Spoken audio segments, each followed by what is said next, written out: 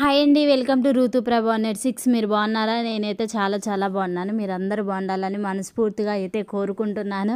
మనకి ఎంతో నోరుంచే ఈరోజైతే గోంగూర పచ్చడి అయితే చేస్తుంది మా అత్తయ్య చేతుల మీద గోంగూర పచ్చడి, టమాటా పచ్చడి, కొరివి పచ్చడి, మామిడికాయ పచ్చడి, ఏ పచ్చడి అయినా కానీ నిజంగా చాలా బాగుంటుంది.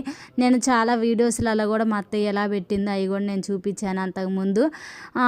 ఈరోజైతే గోంగూర పచ్చడి అయితే చేస్తుంది. ముందైతే ఎండుమిర్చి అయినా మంచి ధనియాలు, కరివేపాకు, జీలకర్ర అవన్నీ వేసి ఆయిల్లోని కొద్దిగా అంతా ఫ్రై చేసి రోట్లోనైతే దంచింది. చూస్తున్నారు కదా, మెత్తగా అలా అయితే కావాలి. తర్వాత గోంగూర అయితే వేసింది.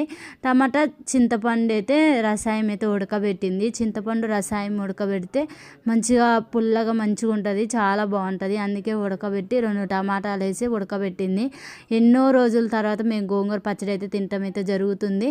మా అత్తయ్యకి అన్ని పచ్చళ్ళు వచ్చు, కానీ మా బావ ఏంటంటే ఊక పచ్చళ్ళు చేస్తే ఇష్టపడ్డు. నేనేమో పచ్చళ్ళు కావాలని ఇష్టపడుతూ ఉంటాను. మా బావకు కావాల్సింది ఏంటంటే గోంగూర పచ్చడి, టమాటా పచ్చడి, ఈ 2 ఖచ్చితంగా ఉండాలి. ఇప్పుడైతే నూరటం అయితే అయిపోయింది. తర్వాత ఇక్కడైతే తాలింపు అయితే చేస్తున్నాము. ముందైతే ఆయిల్ అయితే వేసుకోవాలి. ఆయిల్ వేసిన తర్వాత మనం ఎప్పుడైనా ఎల్లిపాయలు కచ్చా పచ్చగా దంచేసి ఎప్పుడైనా ఎల్లిపాయలు మరిన్ని ఉండాలి. పచ్చళ్ళలో మనం తినేటప్పుడు ముద్దగా ఎల్లిపాయ ముక్క పెట్టుకొని తింటే ఆ మజానే వేరుంటుంది. చాలా అంటే చాలా బాగుంటుంది. రోటి పచ్చడి తింటే అసలు మనం జీవితంలో మర్చిపోము, అంత టేస్ట్ ఉంటుంది. ఇప్పుడైతే ఎండుమిర్చి అయితే తుంచి అయితే వేస్తుంది. ఎండుమిర్చి పచ్చడి మా అత్తయ్య చేతుల మీద చాలా రకాల పచ్చళ్ళు అయితే వంటలు అయితే వచ్చు చేయటము, కానీ ఎక్కువ మేము వంట చేయటం నేనే ఎక్కువ చేస్తూ ఉంటాను కాబట్టి ఎక్కువ ఇక్కడికైతే రాదు. ఎప్పుడైనా పచ్చళ్ళు అన్నప్పుడైతే నేను ఖచ్చితంగా చేయను, మా అత్తయ్య చేసిద్ది. ఎందుకంటే మా అత్తయ్యకి ఎక్కువ పచ్చళ్ళు బాగా మంచిగా చేసిద్ది, టేస్ట్ చాలా బాగుంటుంది. చాలామంది కూడా మా ఇంటి పక్కన వాళ్ళు పచ్చడి నూరిరా, ఎల్లిపాయ నూరిరా అని అడుగుతూ ఉంటారు. పాతకాలం పద్ధతిలో చేసిద్ది. జీలకర్ర వేసాము, తర్వాత పసుపు వేసి కలవదిప్పుతున్నాం.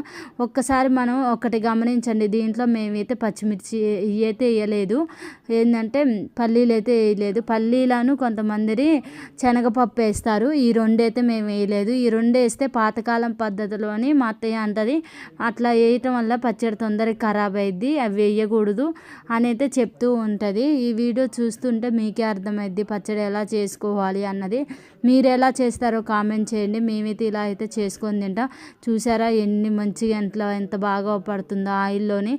ఆయిల్ ఎక్కువ ఉండాలి, ఎండుమిర్చి ఎక్కువ ఉండాలి, ఘాటుగా చాలా బాగుంటుంది. మాకు కూడా చాలా అంటే చాలా ఇష్టము. ఇప్పుడే కాదు, ఎప్పుడైనా మేము పచ్చళ్ళు చేసామంటే ఎప్పుడు తాలింపు పెట్టుకుంటూ ఉంటాం. తాలింపు పెడితే టేస్ట్ చాలా బాగుంటుంది ఏ పచ్చడి చేసినా కానీ. ఇదైతే కేజీ ఉంటుంది. ఈ పచ్చడి కేజీ అయితే తీసుకొని మేము ముందైతే గోంగూరని అయితే మంచిగా కడిగేసి వడగట్టాము. కొద్దిసేపు ఎండకుంచి గాలాడిన తర్వాత ఏమి ఇబ్బంది లేకపోకుండా ఎప్పుడైనా మనం ఎండబెట్టామంటే నీట్గా ఉంటుంది, అందుకే ఎండబెట్టాను. ఎండబెట్టడం వల్ల తొందరగా ఖరాబ్ కాకుండా ఉంటుంది. ఇటు సైడ్ అయితే సాయంత్రం పాలైతే కాబెడుతున్నాను. మా అత్తయ్య అయితే ఎప్పుడో ఒకసారి చేసిద్ది కదా, నేనేమో మంచిగా రెడీగా అని చెప్తూ ఉంటాను. నేను ఎప్పుడు ఎలా ఉంటానో అలా ఉంటామే నాకు ఇష్టం అని అయితే చెప్తూ ఉంటుంది. అంతే కదా, పాతకాలంలో ఎలా ఉంటారో అట్లానే ఇష్టపడుతూ ఉంటారు. బాయ్ అండి, నెక్స్ట్ వీడియోలో కలుద్దాం.